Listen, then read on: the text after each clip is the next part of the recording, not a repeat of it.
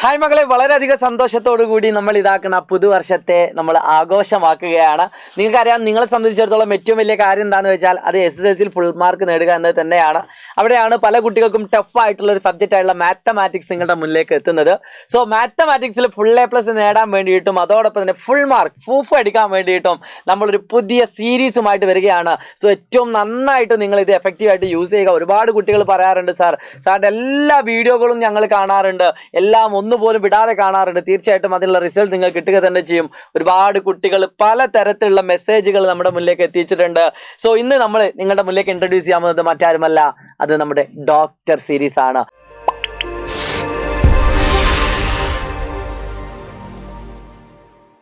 നിങ്ങളുടെ പ്രശ്നങ്ങളൊക്കെ മനസ്സിലാക്കിക്കൊണ്ട് ഏത് രീതിയിൽ നിങ്ങൾ മുന്നോട്ട് പോകണമെന്ന് നിങ്ങളെ പഠിപ്പിക്കാൻ വേണ്ടിയിട്ടാണ് നമ്മൾ ആദ്യത്തെ ചാപ്റ്റർ അരിത്മെറ്റിക് സീക്വൻസ് അഥവാ സമാന്തര ശ്രേണിയിൽ നിന്നാണ് നമ്മൾ തുടങ്ങുന്നത്. അടുത്തത് ഏത് ചാപ്റ്റർ വേണമെന്നും ഈ ക്ലാസ്സിനെ പറ്റിയുള്ള മുഴുവൻ ഫീഡ്ബാക്കുകളും നിങ്ങളുടെ ഹൃദയത്തിൽ നിന്നും നിങ്ങൾ കമൻ്റായിട്ട് നിങ്ങൾ കമൻറ്റ് ബോക്സ് രേഖപ്പെടുത്തണം. നിങ്ങളുടെ കമൻറ്റുകൾ നിങ്ങൾ എല്ലാ കുട്ടികൾക്കും അയച്ചു കൊടുക്കുന്ന കാര്യങ്ങൾ ഇതാണ് എന്നെ ഏറ്റവും കൂടുതൽ വീണ്ടും വീഡിയോകൾ എടുക്കാൻ പ്രേരിപ്പിക്കുന്നത്. സോ വീഡിയോയിൽ പോകുന്നതിനും ആദ്യമായിട്ടാണ് നിങ്ങൾ ചാനൽ കാണുമെങ്കിൽ സബ്സ്ക്രൈബ് ചെയ്യാൻ മറക്കരുത്. നിങ്ങളുടെ എല്ലാ ഫ്രണ്ട്സിനും നിങ്ങൾ ഈ ഒരു വീഡിയോ അല്ലെങ്കിൽ ഈ ഒരു ചാനൽ പരിചയപ്പെടുത്തി കൊടുക്കുക. പിന്നെ ഇതിൻ്റെ എക്സ്ട്രാ ക്വസ്റ്റ്യൻസ് നമ്മുടെ വാട്സപ്പ് ചാനൽ ഉണ്ടാവുന്നതാണ്, അതിലേക്ക് ജോയിൻ ചെയ്യുക. മക്കളെ, ഇവിടെ നിങ്ങൾ ഒരുപാട് കമൻറ്റുകൾ കാണാൻ പറ്റും. ഒരുപാട് കുട്ടികൾ പേഴ്സണലായിട്ട് അയച്ച മെസ്സേജുകളാണ് ഈ കാണുന്നത്. അവർക്ക് ഈ വരുന്ന ക്രിസ്മസ് എക്സാമിൽ കിട്ടിയ മാർക്കുകളെ പറ്റിയും അവർ എഴുതിയ ഇമ്പ്രൂവ്മെൻറ്റിനെ പറ്റിയും അവർക്കുണ്ടായ മാറ്റങ്ങളെ പറ്റിയൊക്കെ തന്നെയാണ് പറയാനുള്ളത്. സോ നിങ്ങൾക്ക് ധൈര്യമായിട്ട് അസ്ത്ര ബാച്ചിൻ്റെ എൻഡ് ഗെയിമിൽ ജോയിൻ ചെയ്യാം. താഴെ കാണുന്ന നമ്പറിൽ വിളിച്ചാൽ മാത്രം മതി, എത്രയും പെട്ടെന്ന് ജോയിൻ ചെയ്യാവുന്നതാണ്. സോ മാത്സിൽ A+ നേടാൻ വേണ്ടി ഏറ്റവും ആദ്യം ഞാൻ പഠിപ്പിക്കാൻ പോകുന്നത് അരിത്മെറ്റിക് സീക്വൻസ് അഥവാ സമാന്തര ശ്രേണികൾ എന്ന് പറയുന്ന ഒരു കിഡിലൻ ചാപ്റ്റർ ആണ്.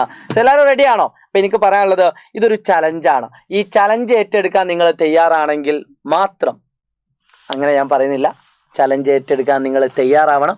കാരണം ഇതെനിക്ക് വേണ്ടിയിട്ടല്ല, നിങ്ങൾക്ക് വേണ്ടിയിട്ടാണ്. ബേസിക് പോലും അറിയാത്ത ഒരുപാട് മക്കളുണ്ട്. എക്സാം ടഫ് ആവാനുള്ള സാധ്യതയുണ്ട്. സോ എത്ര എക്സാം ടഫ് ആവുകയാണെങ്കിലും ഈ സീരീസ് നിങ്ങൾ കാണുന്നതിലൂടെ അതൊക്കെ നിങ്ങൾക്ക് എളുപ്പമാവുകയാണ്. സോ എല്ലാവരും ശ്രദ്ധിക്കുക കേട്ടോ. ഏറ്റവും ആദ്യത്തെ ടോപ്പിക് നിങ്ങൾക്കറിയാം, ഈ ചാപ്റ്ററിൽ ഏറ്റവും ആദ്യം നമ്മൾ പഠിക്കേണ്ടത് 2 കാര്യങ്ങളാണ്. അതിൽ ഒന്നാമത്തെ കാര്യം കോമൺ ഡിഫറൻസ് അഥവാ പൊതുവ്യത്യാസം. എഴുതി വെച്ചോളൂ, കോമൺ ഡിഫറൻസ് അഥവാ പൊതുവ്യത്യാസം. രണ്ടാമത്തെ കാര്യം ഫസ്റ്റ് ടേം അഥവാ ആദ്യ പദം. ഇത് രണ്ടിനെ പറ്റിയാണ് ഇന്നത്തെ വീഡിയോയിൽ പറയുന്നത്. അപ്പോൾ നിങ്ങൾ വിചാരിക്കും, സാർ ഇതൊക്കെ സിമ്പിൾ ടോപ്പിക് അല്ലേ? പക്ഷേ മക്കളെ അല്ല, ഇത് പവർഫുൾ ആയിട്ടുള്ളൊരു ടോപ്പിക്കാണ്. ഇതിൻ്റെ ഈ ചാപ്റ്ററിലെ എല്ലാ ടോപ്പിക്കും കണക്ട് ചെയ്തുകൊണ്ടായിരിക്കും ഈ ടോപ്പിക്കാണ് നിങ്ങളെ പഠിപ്പിക്കുന്നത്. അത് നിങ്ങൾ ഈ വീഡിയോ മുഴുവനും കാണുന്നതിലൂടെ നിങ്ങൾക്ക് മനസ്സിലാക്കാൻ പറ്റും. 1 മാർക്കിൻ്റെ ഒരു ചോദ്യം അല്ലെ 2 മാർക്കിൻ്റെ ഒരു ചോദ്യം ഈ ടോപ്പിക്കിൽ നിന്നായിരിക്കും.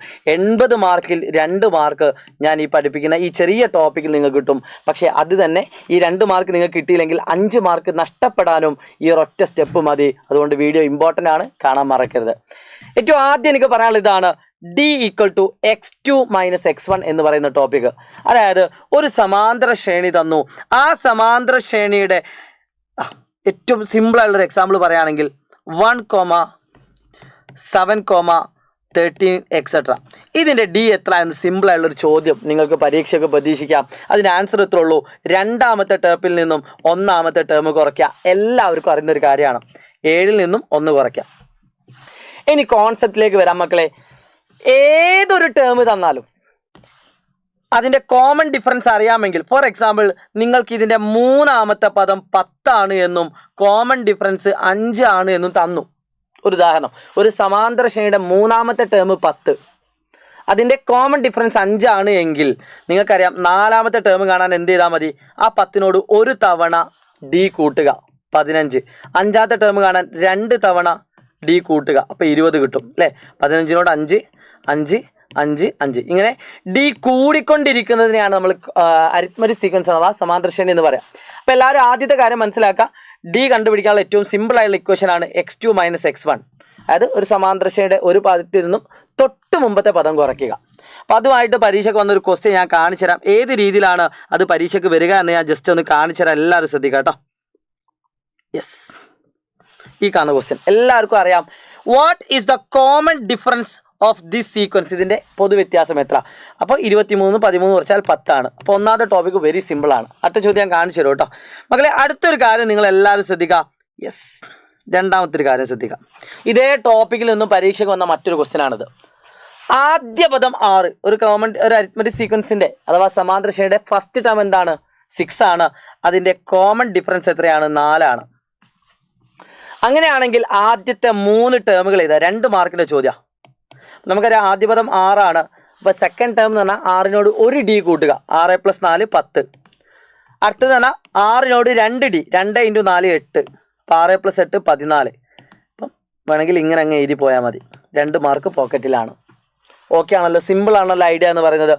ഇത് എല്ലാവർക്കും അറിയുന്ന ഒരു ബേസിക് ആയിട്ടുള്ള കാര്യമാണ്. എന്നാൽ കോൺസെപ്റ്റ് അറിയാമെങ്കിൽ മാത്രം ചെയ്യാൻ പറ്റുന്ന ചില ടോപ്പിക്കുകളുണ്ട്. അതാണ് ഈ topic, very important. D = TD/PD. പല ആളുകൾക്കും ഇക്വേഷൻസ് ഒക്കെ അറിയാം. ഞാനിപ്പോൾ ഒരു ഡോക്ടറാണ്, നിങ്ങളിപ്പോൾ എന്നെ ഒരു അസുഖം കാണിക്കാൻ വന്നതാണ്, നിങ്ങളുടെ അസുഖം ഇതാണ്, ഏതാണ് സാറേ? ഇക്വേഷൻസ് ഒക്കെ അറിയാം, പക്ഷെ അത് എവിടെ അപ്ലൈ ചെയ്യണമെന്ന് അറിയില്ല. യെസ്, ഒന്നാമത്തെ പോയിന്റ് എഴുതി വെച്ചോളൂ. പദവ്യത്യാസം ബൈ സ്ഥാനവ്യത്യാസം. മലയാളം മീഡിയക്കാർ ഇതാ പവ്യ ബൈ സ്തവ്യ. ഈ ടോപ്പിക്കിൽ നിന്നൊരു ചോദ്യം നിങ്ങൾക്ക് പ്രതീക്ഷിക്കാം, നല്ല മാർക്കും ഇതിനുണ്ടാവും. പവ്യ ബൈ സ്തവ്യ, പദവ്യത്യാസം ബൈ സ്ഥാനവ്യത്യാസം. മക്കളെ, ഈ കാണുന്ന equation term difference by position difference എവിടെ യൂസ് ചെയ്യുന്ന അറിയോ? ഒരു അരിത്മെറ്റിക് സീക്വൻസിൻ്റെ ഒരു ക്വസ്റ്റ്യൻ ഞാൻ കാണിച്ചു തരാം. അത് കാണുമ്പോൾ നിങ്ങൾക്ക് മനസ്സിലാക്കാൻ ഒരു വെരി ഇമ്പോർട്ടൻറ്റ് ടോപ്പിക്കാണ്. ഒരു അരിത്മെറ്റിക് സീക്വൻസിൻ്റെ 2 ടേമുകൾ നിങ്ങൾക്കറിയാം, 2 പദങ്ങൾ നിങ്ങൾക്കറിയാം. 5-ാം പദം 38, 8-ാം പദം 62. ഇങ്ങനെ ഏതെങ്കിലും 2 പദങ്ങൾ നിങ്ങൾക്കറിയാമെങ്കിൽ അതെങ്ങനെയും ആവാം, ഏത് രീതിയിൽ ചോദ്യം വന്നാലും 2 ടേംസ് നിങ്ങൾക്കറിയാമെങ്കിൽ നിങ്ങളുടെ മനസ്സിലേക്ക് വരേണ്ട ഒരു ഐഡിയ, എങ്കിൽ എനിക്ക് അതിൻ്റെ കോമൺ ഡിഫറൻസ് കണ്ടുപിടിക്കാൻ പറ്റും എന്നതാണ് കോൺസെപ്റ്റ്. ഓക്കെ, ഏത് 2 ടേമാലും കുഴപ്പമില്ല. ഒരു അരിത്മെറ്റിക് സീക്വൻസ് അഥവാ സമാന്തര ശ്രേണിയിലെ 2 പദങ്ങൾ നിങ്ങൾക്ക് അറിയാമെങ്കിൽ ഫസ്റ്റ് ടേം ആവാം, ഏതും ആവാം, നിങ്ങൾക്ക് അതിൽ നിന്ന് എന്ത് കണ്ടുപിടിക്കാൻ പറ്റും? D കണ്ടുപിടിക്കാൻ പറ്റും. എങ്ങനെയാണ്? ഈ നമ്പറിൽ നിന്നും ഈ നമ്പർ കുറയ്ക്കുക, ടേം ഡിഫറൻസ് അഥവാ പദങ്ങൾ തമ്മിലുള്ള വ്യത്യാസം ഡിവൈഡഡ് ബൈ അതിൻ്റെ പൊസിഷനുകൾ തമ്മിലുള്ള വ്യത്യാസം. 8 ന്ന് 5 കുറയ്ക്കാം.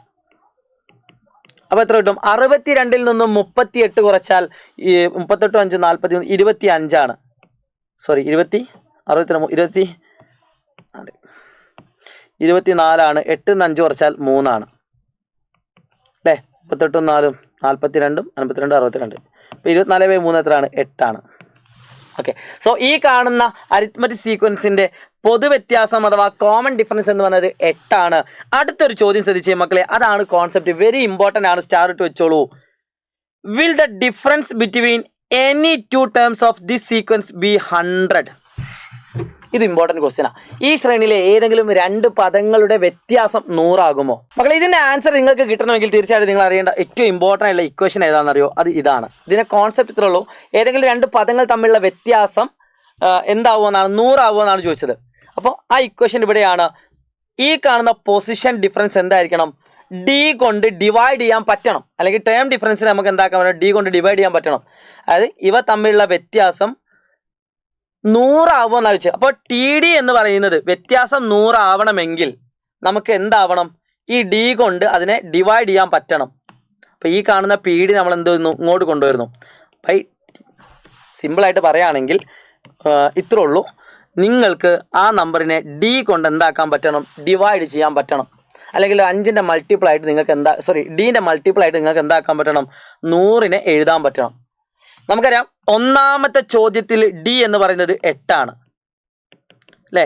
അപ്പോൾ രണ്ടാമത്തെ ചോദ്യം, ഈ കാണുന്നതിൻ്റെ ഏതെങ്കിലും 2 പദങ്ങൾ തമ്മിലുള്ള വ്യത്യാസം. നമുക്കറിയാം D എന്ന് പറഞ്ഞാൽ എന്താണ്? Term difference by position difference. അപ്പോൾ D എന്ന് പറഞ്ഞാൽ 8. 8 = 100 പൊസിഷൻ ഡിഫറൻസ് അഥവാ പദ വ്യത്യാസം. അപ്പോൾ ഈ 100നെ 8 കൊണ്ട് ഡിവൈഡ് ചെയ്യാൻ പറ്റുമോ? ഈ കാണുന്ന PD ഇങ്ങോട്ട് കൊണ്ടുവന്നാൽ 8 ഇങ്ങോട്ട് വരും. അപ്പോൾ 100/8 ചെയ്യാൻ പറ്റുമോ എന്ന് മാത്രം നോക്കിയാൽ മതി. 100നെ കൃത്യമായിട്ട് 8 കൊണ്ട് ഡിവൈഡ് ചെയ്യാൻ പറ്റുമോ? ഒരിക്കലും പറ്റില്ല. അപ്പോൾ എന്താവില്ല? പദമാവില്ല. കാരണം എന്താ? We cannot divide 100/8. 100നെ 8 കൊണ്ട് ഡിവൈഡ് ചെയ്യാൻ പറ്റില്ല. ഇത് നിങ്ങൾക്ക് മറ്റൊരു രീതിയിൽ എഴുതാൻ പറ്റും. എങ്ങനെ അറിയോ? 100 എന്ന് പറയുന്നത് 8ൻ്റെ മൾട്ടിപ്പിൾ അല്ല, അല്ലെങ്കിൽ 8ൻ്റെ ഗുണിതമല്ല എന്ന് വേണമെങ്കിലും നിങ്ങൾക്ക് റീസൺ ആയിട്ട് എഴുതാം. അപ്പോൾ ഇത്രേ ഉള്ളൂ. ഇതുപോലെ ഏത് ചോദ്യം വന്നാലും നിങ്ങൾ ചെയ്യേണ്ടത് എന്താണ്? ആ തന്നിരിക്കുന്ന നമ്പറിനെ D കൊണ്ട് ഡിവൈഡ് ചെയ്യാൻ പറ്റുമോ നോക്കിയാൽ മതി. അപ്പോൾ ഞാൻ ചോദിക്കുകയാണ്, ഇതിൻ്റെ ഏതെങ്കിലും 2 പദങ്ങൾ നമ്മൾ വ്യത്യാസം 80 ആവുമെന്ന് ചോദിച്ചാൽ യെസ്, കാരണം 80നെ 8 കൊണ്ട് ഡിവൈഡ് ചെയ്യാൻ പറ്റും. 48 ആവുമെന്ന് ചോദിച്ചാൽ യെസ്, 48നെ 8 കൊണ്ട് ഡിവൈഡ് ചെയ്യാൻ പറ്റും. 16 ആവുമെന്ന് ചോദിച്ചാൽ യെസ്, 16നെ 8 കൊണ്ട് ഡിവൈഡ് ചെയ്യാൻ പറ്റും.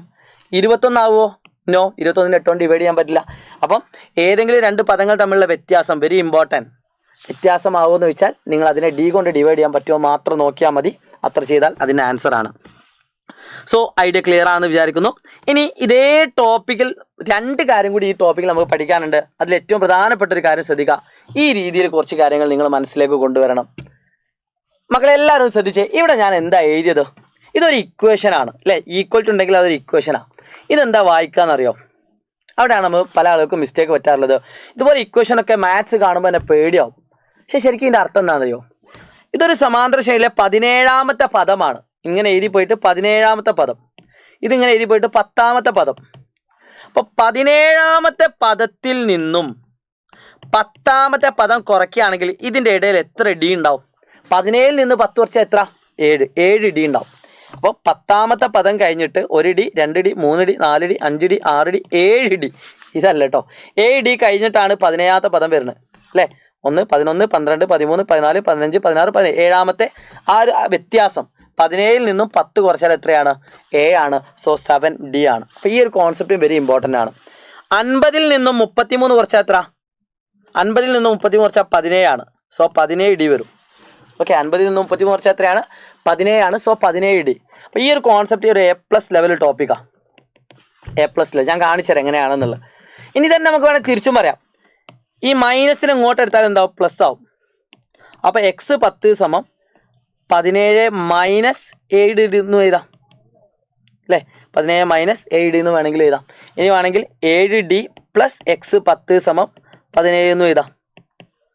ഓക്കെ, അതായത് ഇവിടെ ഇതേപോലെ നിങ്ങൾക്ക് വേണമെങ്കിൽ എന്താക്കാൻ മനസ്സിലാക്കാൻ പറ്റും. 2ാമത്തെ പദത്തിനോട് 8 ഡി കൂട്ടുമ്പോൾ 10ാമത്തെ പദം കിട്ടുന്നു. എത്രാമത്തെ പദത്തിനോടും എന്ത് കൂട്ടാം? നമുക്ക് ഡി കൂട്ടാം. അപ്പോൾ 10ാമത്തെ പദത്തിനോട് 40 ഡി കൂട്ടിയാൽ 10ഉം 40ഉം 50. 50ാമത്തെ ടേം കിട്ടും, പദം കിട്ടും. അപ്പോൾ ആ ഒരു കോൺസെപ്റ്റ് ഇതിൽ A+ ലെവലായിട്ട് വരുന്നുണ്ട്. അതുകൊണ്ട് അത് നിർബന്ധമായിട്ട് നിങ്ങൾ എന്താക്കണം? പഠിച്ചു വെക്കണം. ഇതേ രീതിയിലൊരു ചോദ്യം വേണമെങ്കിൽ ഞാൻ കാണിച്ചു തരാം. ഒരു സിമ്പിൾ ക്വസ്റ്റ്യൻ ആണ്, എന്നാൽ പവർഫുൾ ആണ്. എങ്ക പോച്ച്? Yes yes yes. ഇവിടെ ഒരു ക്വസ്റ്റ്യൻ, സിമ്പിൾ ക്വസ്റ്റ്യൻ ആണ്, എന്നാൽ പവർഫുൾ ആണ്. ചോദ്യം ഇങ്ങനെയാണ്: write the 6th term of the arithmetic sequence 1, 25, 49. 1, 25, 49, 73 etcetera. ഇതിൻ്റെ 6ാമത്തെ പദം എന്ത്? 6th term. അപ്പോൾ നിങ്ങൾക്ക് ഇതിൻ്റെ 6ാം പദം എഴുതണമെങ്കിൽ ഇപ്പോൾ ഓൾറെഡി എന്താ അറിയാം? 1, 2, 3, 4, 5 വരെ അറിയാം. അപ്പോൾ 6ാമത്തെ എഴുതണമെങ്കിൽ ഒരു ഡി കൂടി കൂട്ടിയാൽ മതി, സിമ്പിളായിട്ട്. അപ്പം ഇവിടുത്തെ കോമൺ ഡിഫറൻസ് എത്രയാണ്? ഡി ഈക്വൽ ടു 25 1 കുറയ്ക്കുക 24 ആണ്. ഓക്കെ, 24. അപ്പോൾ 90നോട് 24 കൂട്ടിയാൽ എത്ര? 97 4 101. സോ 121 വരും. ഒന്നെങ്കിൽ നിങ്ങൾക്ക് ഇങ്ങനെ ചെയ്യാം, അല്ലെങ്കിൽ നിങ്ങൾക്ക് എന്ത് ചെയ്യാം? 1ാമത്തെ പദത്തിനോട് 5 ഡി കൂട്ടുമ്പോൾ 6ാമത്തെ പദം കിട്ടുന്നു അല്ലേ? 1ാമത്തെ ടേമിനോട് 5 ഡി കൂട്ടാം. 1 + 5 6. ഓക്കെ, ആ ഐഡിയ ഇമ്പോർട്ടൻ്റ് ആണ്. ഇനി അല്ലെങ്കിൽ നിങ്ങൾക്ക് എന്ത് ചെയ്യാം? 6ാമത്തെ പദത്തിൽ നിന്നും 1ാമത്തെ പദം കുറച്ചാൽ 5 ഡി കിട്ടും അല്ലേ? പ്ലസ് 5 ഡീനെ അവിടെ വെച്ചാൽ ഈ പ്ലസ് x1 അങ്ങോട്ട് മൈനസ് x1. ആ ഒരു കോൺസെപ്റ്റ് അതിൻ്റെ ഉള്ളിൽ ഒളിഞ്ഞിരിക്കുന്നുണ്ട് കേട്ടോ. ഇത് നിങ്ങൾക്ക് ഇങ്ങനെ ചെയ്താൽ ഒരു കുഴപ്പമില്ല. 1ാമത്തെ പദത്തിലാണ് 1 ആണ്. പ്ലസ് 5 × 24 സമം 120 + 1 121. എങ്ങനെ ചെയ്താലും സെയിം ആൻസർ ആയിരിക്കും കിട്ടുക. അപ്പോൾ ആ ഒരു കോൺസെപ്റ്റ് ഇമ്പോർട്ടൻ്റ് ആണ്, അറിഞ്ഞിരിക്കുക കേട്ടോ. ഓക്കെ, സോ മക്കളെ, ഇനി അടുത്തതായിട്ട് നിങ്ങൾക്ക് കോമൺ ഡിഫറൻസ് അഥവാ പൊതുവ്യത്യാസം ചോദിക്കാനുള്ള മേഖലകൾ ഞാൻ കാണിച്ചുതരാം. ഇപ്പോൾ നമ്മൾ ഈ പഠിച്ച ടോപ്പിക് വെച്ചാണ് കാര്യം കാണിച്ചുതരാം. ഒരു അരിത്മെറ്റിക് സീക്വൻസിൻ്റെ 3ാമത്തെ ടേം 4 ആണ്. കോമൺ ഡിഫറൻസ് 5 ആണ്. എങ്കിൽ ഇതിൻ്റെ 20ാമത്തെ ടേം എത്ര? ഈ കാണുന്ന സമാന്തര ശ്രേണിയുടെ 20ാമത്തെ ടേം എത്രയാണ്? പറയാൻ പറ്റുമോ? നിങ്ങൾക്ക് പറയാൻ പറ്റുമോ? 3ാമത്തെ ടേമിനോട് എത്ര ഡി കൂട്ടിയാലാണ് 20ാമത്തെ ടേം കിട്ടുക? 3നോട് എത്ര കൂട്ടണം? 20 കിട്ടണേ, 17. സോ 17 ഡി കൂട്ടിയാൽ മതി. അപ്പം 3ാമത്തെ ടേം ഓൾറെഡി നമുക്കറിയാം 4 ആണ്. പ്ലസ് 17 × ഡി എന്ന് പറഞ്ഞാൽ 5 ആണ്. സോ 4 + 10 × 5 50, 7 × 5 35, 85, 89 ആണ്. ഇങ്ങനെ ഏത് ടേമും നിങ്ങൾ കണ്ടുപിടിക്കാം. തിരിച്ചിങ്ങോട്ട് കണ്ടുപിടിച്ച് നോക്ക്. നിങ്ങളോട് ചോദിക്കുകയാണ് 1ാമത്തെ ടേം എത്ര? പലപ്പോഴും നമുക്ക് ആവശ്യമുള്ളൊരു കാര്യമാണ്. ഏതെങ്കിലും ഒരു പദവും ഒരു ടേമും കോമൺ ഡിഫറൻസും അറിയാമെങ്കിൽ നിങ്ങൾക്ക് അതിൻ്റെ ഏത് ടേമും കണ്ടുപിടിക്കാം, ഏത് ടേമും. അപ്പോൾ 1ാമത്തെ ടേം കാണണമെങ്കിൽ എന്ത് ചെയ്താൽ മതി? 3ാമത്തെ പദത്തിൽ നിന്നും എന്ത് കുറച്ചാൽ മതി? 2 ഡി കുറച്ചാൽ മതി. അതാണ് കോൺസെപ്റ്റ്. അങ്ങനെയാണ് നിങ്ങൾ കോൺസെപ്റ്റ് മനസ്സിലാക്കേണ്ടത്. ഓക്കെ ആണോ? അപ്പോൾ നിങ്ങൾ കാണാതെ പഠിച്ചു പോയതൊന്നും നിങ്ങൾ മനസ്സിൽ വരില്ല. അപ്പം ഒന്നാമത്തേലേക്ക് എത്തണമെങ്കിൽ 3ൽ നിന്ന് 2 ചാട്ടം ചാടണം. സോ മൂന്നാമത്തെ ടേം എന്ന് പറഞ്ഞാൽ 4 ആണ്.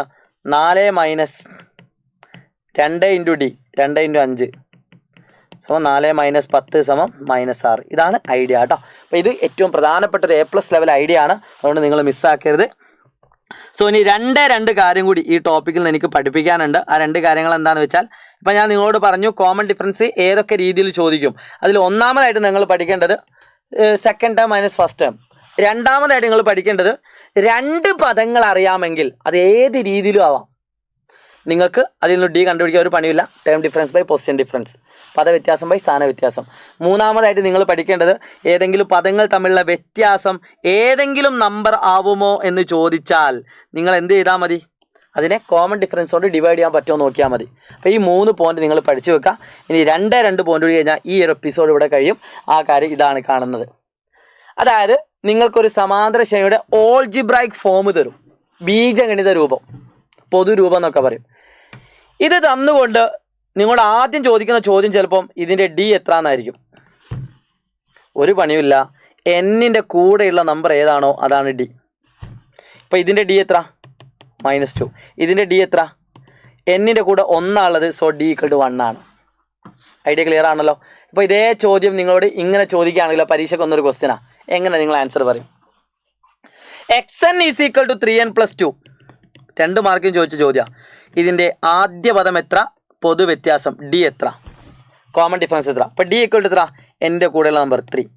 ഇനി ഫസ്റ്റ് ടേം കാണുമെങ്കിൽ x1 ആണ് കാണേണ്ടത്. x1. അപ്പോൾ എന്നിൻ്റെ സ്ഥാനത്ത് 1 കൊടുത്താൽ മതി. എന്നിന് 1 കൊടുത്താൽ എത്ര? 3 × 1 + 2 ദാറ്റ് ഈസ് 3 + 2 5 ആണ്. ചിലപ്പോൾ നിങ്ങളോട് ചോദിക്കുന്നത് ഇതിൻ്റെ 20ാമത്തെ പദം എത്ര എന്നായിരിക്കും. അപ്പോൾ എന്നിന് 20 കൊടുത്താൽ മതി. 3 × 20 + 2 62. ഓക്കെ, ഐഡിയ ക്ലിയർ ആണല്ലോ. അപ്പോൾ ഈ ടോപ്പിക്കൊന്നും നിങ്ങൾക്ക് എന്താക്കാം, ചോദ്യം പ്രതീക്ഷിക്കാം. അപ്പോൾ അതും ഇമ്പോർട്ടൻ്റ് ആണ്, നിങ്ങൾ മനസ്സിലാക്കി വെക്കുക. അങ്ങനത്തെ ഒരു ക്വസ്റ്റ്യൻ അവിടെ കാണിച്ചുതരാം. എല്ലാവരും ശ്രദ്ധിച്ചോളൂ. നമ്മളിപ്പോൾ പഠിച്ച അതേ ടോപ്പിക്കായിട്ട് ബന്ധപ്പെട്ട ചോദ്യം, ഒരു കിടിലൻ A+ ലെവൽ ക്വസ്റ്റ്യൻ. ഞാനിപ്പോൾ പഠിപ്പിച്ച 3 കാര്യങ്ങളും ഒരുമിച്ച് വരുന്ന ഒരു ക്വസ്റ്റ്യനായി കാണുന്നത്. ഇതാണ് ഞാൻ കോൺസെപ്റ്റ് പറഞ്ഞാൽ ചെയ്യാൻ പറ്റും. ഇത് ഞാൻ ചെയ്യുന്നതിന് മുമ്പ് എത്ര പേര് ചെയ്തു എന്നിട്ട് നിങ്ങളൊന്ന് കമൻറ്റ് ചെയ്തേ. ഞാൻ ചെയ്യുന്നതിന് മുമ്പ് നിങ്ങൾ ചെയ്യണം. ഞാനിപ്പോൾ പഠിപ്പിച്ച അതേ ടോപ്പിക്കേ ഉള്ളൂ, അത്ര മാത്രം നിങ്ങൾ ചിന്തിച്ചാൽ മതി. 4 മാർക്കിൻ്റെ ചോദ്യമാണ്. എത്ര പേർക്ക് 4 മാർക്കും കിട്ടി നോക്കട്ടെ. കോൺസെപ്റ്റ് പഠിച്ചു, ഇനി ചോദ്യം ചെയ്യാൻ പറ്റുമോ നോക്കണ്ടേ. യെസ്, ഒന്ന് ട്രൈ ചെയ്തേ. The algebraic form of an arithmetic sequence is 5n + 4. ഒരു സമാന്തര ശ്രേണിയുടെ ബീജഗണിത രൂപം എന്ന് പറയുന്നത് 5n + 4 ആണ്. ഒന്നാമത്തെ ചോദ്യം എന്താണെന്നറിയോ? What is it's first term? ഇതിൻ്റെ ആദ്യ പദം എത്ര? ആദ്യ പദം ഒന്ന് പറഞ്ഞേ. എന്നിന് 1 കൊടുത്താൽ 5 × 1 + 4 സോ 5 + 4 9. 1 മാർക്കായിട്ടോ. 4 മാർക്കിൻ്റെ ക്വസ്റ്റ്യനാണ്. രണ്ടാമത്തെ ചോദ്യം, what is the difference of its 10th and 20th term?